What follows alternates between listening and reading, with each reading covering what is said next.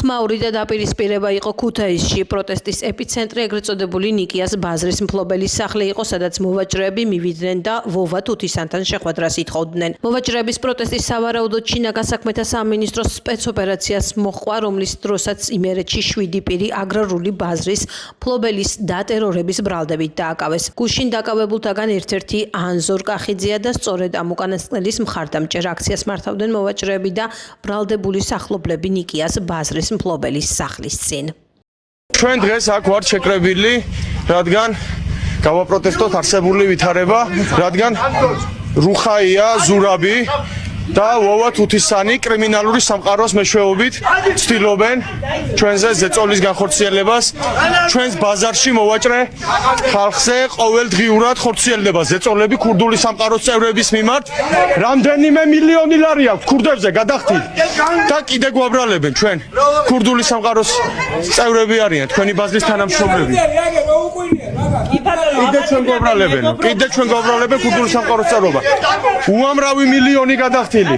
უამრავი მილიონი გადახდილი კანონიერ ქურდებზე, უამრავი მილიონი გადახდილი და აშინებენ ყოველდღე ჩვენს ვაჭრებს ქურდული სამყაროს მეთოდებით. ჩვენ ქურდული სამყაროსი არ გვეშინია. სამართლიანობისთვის ვიძვით, დაბალი ტარიფებისთვის, ხალხის უფლებებს ვიცავთ, აი მეგობრობისთვის დაპატიმრებული ხალხისთვის ვიბძვით ჩვენ და გავაგრძელებთ ბრძოლა. გამოძიების ინფორმაციით ეგრეთ წოდებული ქურდული გარჩევა ბაზრის ბიზნესისთვის იმერეთში მოხდა. ერთ-ერთი ვერსიით დაკავებული ეგრეთ წოდებული კანონიერი ქურდის ვარლამ კუხიანიძის გარემოცვის წევრები არიან, რომელიც გამოძიების მტკიცებით მეწარმეებს ატერორებდა. საქმის მასალების თანახმად მიზანი ქუთაისის ბაზრის გაკოტრება იყო, რადგან ეგრეთ წოდებულმა ვატიას საძმომ ბაზარი წყალტუბოში გახსნა, მაგრამ კონკურენციას უკვე მომუშავე ობიექტს ვერ უწევდა. რეკეტის საქმეში გამოძიების მტკიცებით საბერძნეთის მონაწილეობდა კანონიერი ქურდი ვატია, რომელიც დავალებებს ტელეფონით გასცემდა.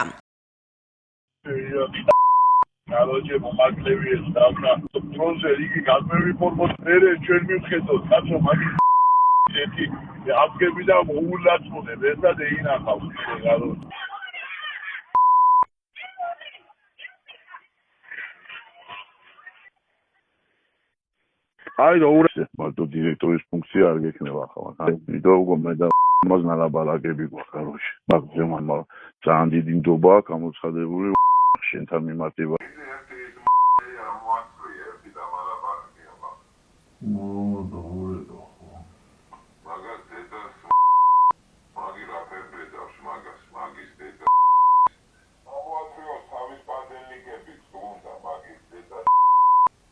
და უფარი ჩემი სახელი მოდით სადაც კაპიტალ ჩემზე უფარი ახლა დამილეკა ვიცა ვაფშე მაქანა ვიც ვაჭობ თვალის ვიდეო ში გაგვიზალიან და ნამეტანი და ახლა მაგას დასარეგია უკვე და უნდა დავალაბარაგოთ და თუ არა.